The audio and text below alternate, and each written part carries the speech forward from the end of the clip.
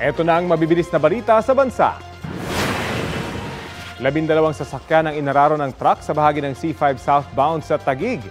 Base sa investigasyon, nakatigil ang mga sasakyan sa stoplight nang biglang umabante ang isang truck at inararo ang mga sasakyan.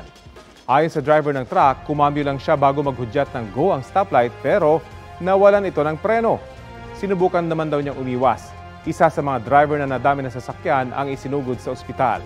Nangako ang driver na hindi niya tatakbuhan ang kanyang mga pananagutan. Arestado ang isang lalaki matapos mahulihan ng baril sa isang KTV bar sa Quezon City. Ayon sa pulisya, nagmamadaling lumabas ang suspect nang dumating sila roon. Naharang siya ng isang pulis at doon na nadiskubre ang 9mm pistol na kanyang dala. Nang ipa-verify ang baril, napag-alaman na wala siyang permit para humawak ng baril. Inaalam pa kung nagamit ang baril sa krimen. Aminado ang lalaki na sa kanya ang baril at dinadala yon para pangdepensa sa sarili. Mahaharap siya sa reklamong paglabag sa Comprehensive Firearms and Ammunition Regulation Act. Kapuso, alamin ang maiinit na balita. Bisitahin at mag-subscribe sa GMA Integrated News sa YouTube.